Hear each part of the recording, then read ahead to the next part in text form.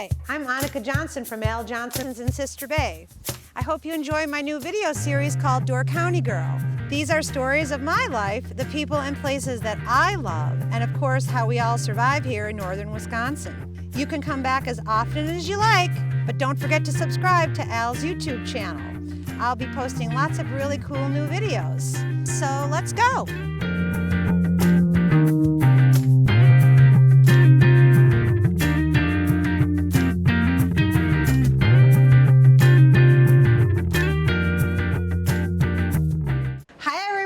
Welcome to another episode of Door County Girl. I'm in the kitchen at Al Johnson's Swedish restaurant, and we did a series of talks with a couple of our kitchen employees that we like to call chefs or bakers or, I don't know, cooks. I call them cooks, but this particular person that we're going to talk about next is Danny Peterson, who has been in this kitchen probably since I was born and beyond. He was our kitchen manager for many, many years. My dad and him were very good friends. He is now retired, and he did run the Viking Restaurant down in Ellison Bay, and he is retired from that as well. I believe he's lying on a beach somewhere with his wife and enjoying the good life while we're still here in the restaurant. But anyhow, I hope you enjoy this video of Danny Peterson, and you can learn a little history. Well, just like when I was a kid, young boy, I don't know, I must have been proud, but I just said, I'm a Peterson. My mama's a Peterson, my daddy's a Peterson, and I'm a Peterson too. You can put Dan on that if you want. We were in Bailey's Harbor. Now, when you're in Bailey's Harbor, that's pretty much where you live. You don't know anybody in the next town. And when I was growing up, every place had a school. You started at the tip and all the way through. There's 5 schools before you got to Bailey's Harbor. So, but every once in a while, we'd take a little ride and we'd go up to the top and swing on the trees and up in northern Door County. And I can still remember coming over Ellison Bay and thinking, that's the best view I've ever saw. And I was a young boy then, and I appreciated that fact, that it was nice. And it's gonna stay that way forever. So, yeah, there's so many places in Door County though, now that we're around, even up here, we got parks, a lot of parks, and little places, big places. Every town has its beach, and you can't say much more for the sand anyplace else, but in each town there's a sand beach. It's kind of funny, but good Lord thought good about us, and so give us a place to play too. I've always been in food. When we had the Panner Hotel is what it was called, the Cotton Club Panner Hotel, 21 room, and it was big bar in it, a dance hall in it. It was right on the water, Lake Michigan. It was a great place. We, my brother and I, we would hop on our bikes and we would either stay right in Bailey's Harbor or we go around to the other side, or we go to Kangaroo Lake, and we did a lot of fishing and swimming all summer. Fish boat down at the dock in Bailey's Harbor, we'd be diving off that. I mean, it's not the kind of diving board that most people have, but we enjoyed it. Probably 10 years old or 9 years old, and I'd be washing the dishes and hiding the pots and pans in the oven. Things like that just happened. But we had a big yard, so there was a grass to be cut, and if you think there was anything like an electric or a gas-powered lawnmower, you're wrong. It was all push. And it seemed like the grass got longer, and so it got harder to cut also. But that's the same thing like in the wintertime. When it snowed, it wasn't snow that you just shoveled. You had to make a chunk and then pick it up. And there was, I don't think it was that we were smaller. I think there was more snow then. But you gotta, there's so many things about Door County that I love. I could talk to you all day about it. I worked at the IGA store right next to Al's. And Al's was just a small restaurant. I don't know how long I was working there or anything. I was 15 years old because I had, B.D. Charneski gave me a ride to work. And my dad would come and pick me up. But Al came over and said, "Would you come over and help wash some dishes for me?" And so I did it. And that was the start of, well, it was actually about 25 years that I worked there. Yeah, I can't tell you exactly how it happened, but I just slid into it, and I enjoyed it. Al was a good boss. He could get pretty hard, and as it turned out, I guess I picked up some of that because I could get a little hard too. Now, when I came to Ellison Bay here, I'd be out boiling fish, and this girl would come up to me and say, "Hi, you don't remember me?" I said, "After all the hard times you gave me at Al's, and you don't remember me?" Well, it's something I picked up from Al. I was taught how to keep the ball moving, I guess. It was very small. There was a back door, and just one back door, and I can't hardly think about it, but there was a grill, and not much of a steam table or anything. That was all put in much later. But it served a few people, and it's back then. Maybe it was a lot of money, but supper was $1.25.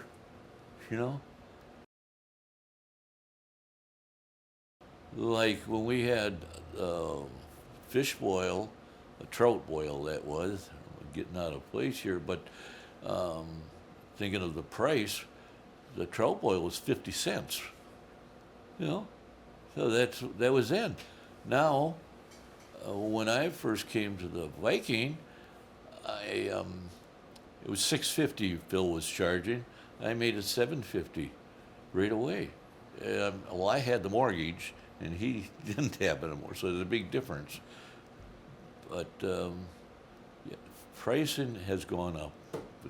Now, we're pretty inexpensive here. I think it's $17.95 for a fish boil.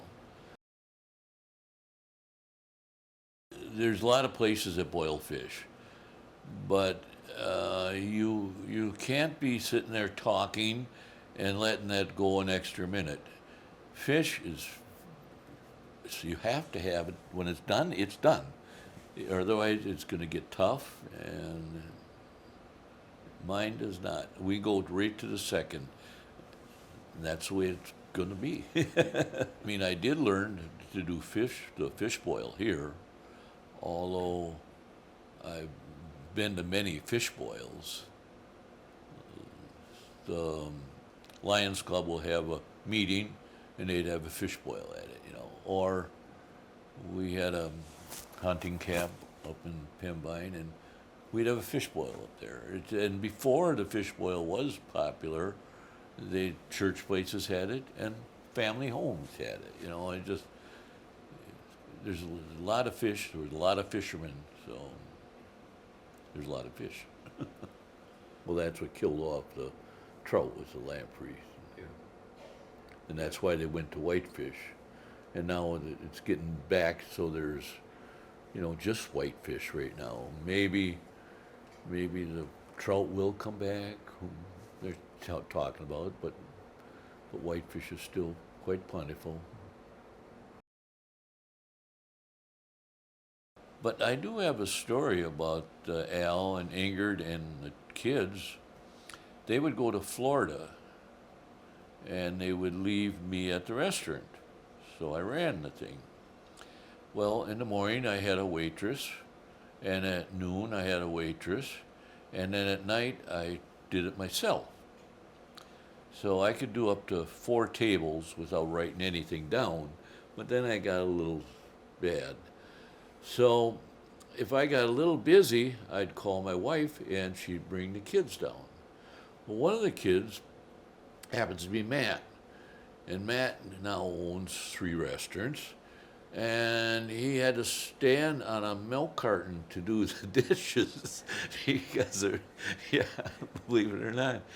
But when I got done, I cleaned up the cook's area, and I cleaned up the dishwashing area.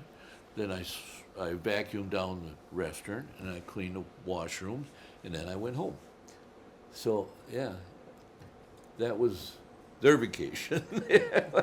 But I had kids, and we never really went anywhere too much. But yeah, he'd go down there. I did run out of some products, and I don't know why or how I did it, but I went to the bank, borrowed the money, bought the products, and then paid the bank back. Well, he was gone, and I needed some stuff, and you know, but after that, I think I did all the ordering. I had a little desk out in the warehouse, and I had a sheet made out of who our purveyors were and what price they were charging for any product that I wanted to know. So I was organized.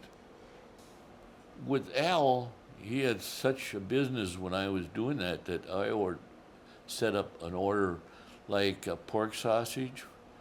I don't know if I got 1,000 pounds of it or what I got, but I got a good price on it.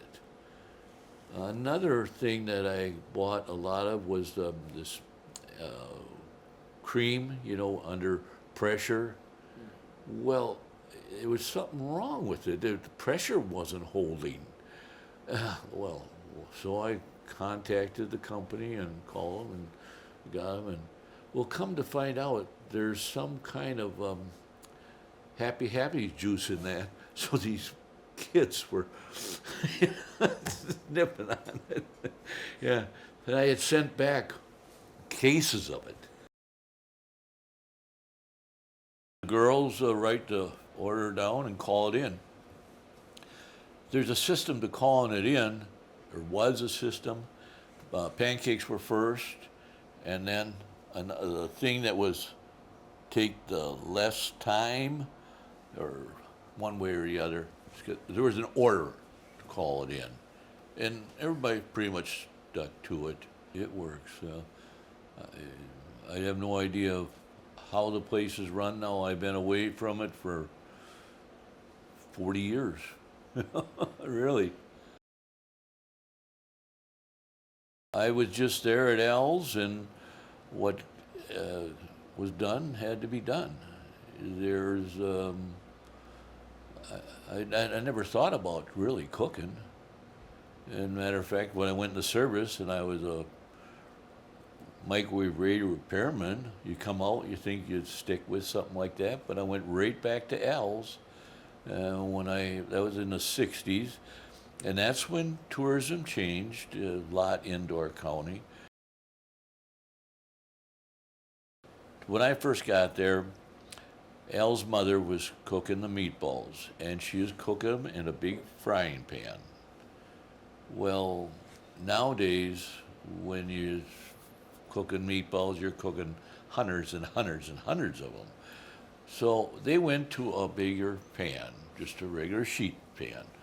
And so that helped along. And then it came to the point where we got a little automated with a little nickel-plated automatic, little shot balls up or shot the wheel up or the plug and put the meatball out. So there was no more of that sitting going like this here and rolling it up. And it really saved a lot of time. It did. So there's so much. It got to the point that I did a lot of stuff at L. So I did a lot of cooking. Not only cooking, We bought a meat saw, so I'd cut the T-bones, I cut the pork chops, and I cut the hind quarter out for the roast. And just one thing, when you're cutting meat like that, you keep your eye on the blade. Because if you're sitting there, you're doing it, you're looking down, your thumb's going to be laying there and you won't even know it. But yeah, we had a lot of great foods. Fish was one of our good foods. I mean, white fish, we got that from the local people then, but not for a fish boil, just for in the kitchen. Fish, shrimp. We always had stuff on hand too. I mean, we had purveyors that came by and sold us stuff. I remember one time that we ran out of shrimp, and what in the world am I going to do? So I got up early in the morning, I went to Green Bay, got back by 5:30, and here's the shrimp. You know, you didn't get somebody that you go next door and borrow from because there weren't that many places. It wasn't like today, no. And right now today, no matter where you go, if you run out of something, you can go borrow it from them. And we have to be that way because we're a long way from Green Bay.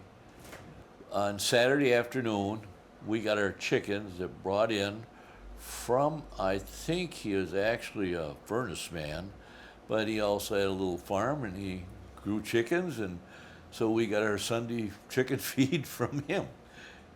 Of course, there's a lot of other things. Well, the cherries is definitely, but the fish is all local. And that was Elaine and Gretna that brought us a lot of fish. And their names that were with Door County for a long time and in the fish market. We had strawberries. We got them from, I wish I could remember his name, but he was out in North Bay, and he had them seasonal. He had strawberries, and we used a lot of strawberries. Al had 5 billboards with Swedish pancakes on it, ice cream, and strawberries. Billboards, 5 of them. So he was promoting pretty good, and of course it did. Now by that time, though, the restaurant had enlarged, so there was a couple cottages next door to us, and Al bought them out, and then he expanded on the restaurant. My job at Al's was to take care of whatever had to be taken care of. Not that Al didn't do it, but he had a lot of stuff to do also. I mentioned a cigarette machine we had, and it needed, something was wrong with it, it was broken or something, it had something soldered in there. So I did it. It works, fine. But the furnace, the air, what was an air conditioner, there wasn't too much of one back then. And there wasn't as nice as kitchen right now. You have a beautiful kitchen, and it's large. But and there's a lot of people working in that kitchen. However, when I was there, I didn't do everything, but it was Al, I, and a few other people, but it wasn't a lot of people. There was, I think, I had 100 people though working at that time, believe it or not. They had the front tables, and the girls wanted the front tables. So I made a year thing for the whole year, how they rotate their table. Yeah, that was one of my smartest things I think I ever did, but it worked, Nobody ever grumbled about it in the whole year.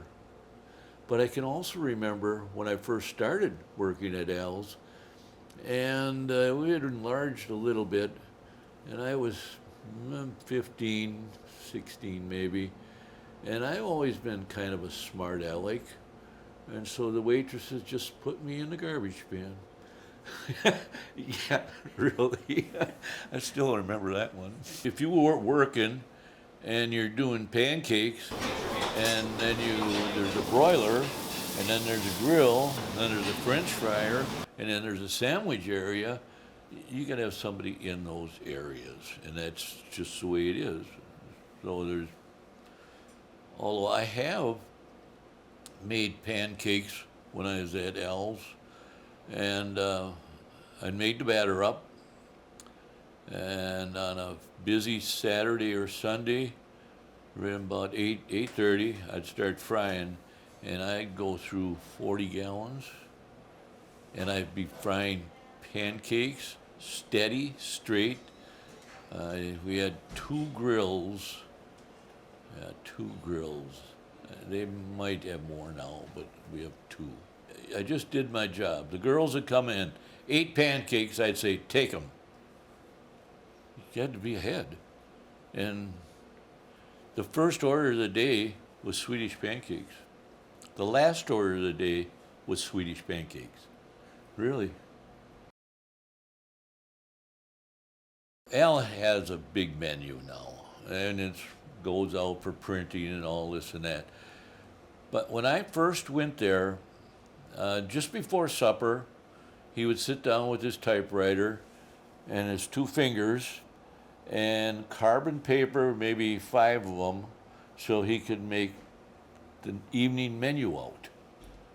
And that's the way it was. And that was the $1 or something dinner, whatever it'd be. It'd be perch, it'd be meatballs, or lots. I can't remember all the foods that they made. I can think of what I made with the pancakes and fish, and it'd have tenderloins and T-bones and pork chops, whatever else, in the broiler at the same time. Baking, I was doing enough. And so John was there, and so I said, John, maybe you could do this. I can't do everything. And we made our pies from scratch. At first, we had Lap's Bakery. That was in Ephraim. And then we had a lady that lived up on Double Z, and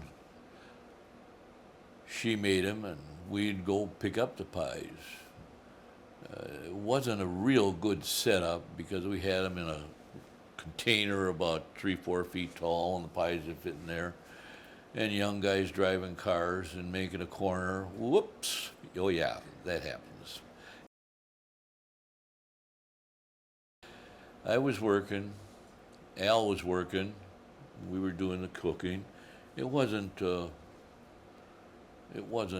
real busy, and it was quite some time ago. But he sent me after some hamburger, and I think the name of the store was Roadie's. I'm not sure, but it's where the ice cream factory is now. Anyway, I went down there, and I got some hamburger, and I brought it back, and he picked it up and used some words at me that weren't very nice. What am I going to do with this, as the hamburger bounced across the floor? Well, I got him hamburger. Nowadays, you'd put it in a microwave or something, and soften it up. We didn't have microwaves. Yeah, that goes back a long time. She was a very nice woman, of course. Raised a daughter and a son. She would sit down, and I wish I could tell you now, she'd have a peach and cottage cheese or something like that. She's always had the same thing. But she was very nice, and as well as his father, very nice. His father did not really work in the restaurant. His mother and his sister did. He had a boat, and I was able to use his boat. That was kind of nice. He also had a T-bird. That was really nice. Al isn't around now anymore, but if he knew I was going down some of these roads faster than normal in his T-bird, it would have been a good idea. But I got by on that one. So he did share with me. I went to Badger Boys State, and I had to have a coat. So he gave me this coat, to wear there. I wasn't making much money when I got out of the service, but I was making just a few more dollars than some of the carpenters were a week. But the hours were a lot longer too. I think I worked every day, I believe, and shorter day on Sunday. He was very kind to me. I would go out and have dinner with him. We'd go to one of the places, whichever the name of it was, I don't remember now, but he would buy a few drinks, Came time to go to football.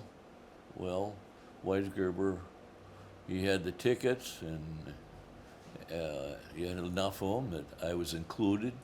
So I went to a lot of games, and that was nice. Before the games, we go to some hotel and fancy shrimps, and I'm still a young guy, So, yeah, it was nice. Fifth row. Yeah. Thanks for joining us for that video chat with Danny Peterson. I hope you all enjoyed it. He's very interesting. He's been here many, many, many years, and he's done many other years at the Viking Restaurant. You can say he's a restaurateur, but totally retired now, so don't give him a call. He does not want his job back. Next time, we will be talking about someone else that's very cool in our Door County episodes, so don't forget to like and subscribe at the bottom of the page. See you next time. Bye, guys. Thanks for watching Door County Girl. Don't forget to subscribe, and we will see you next time.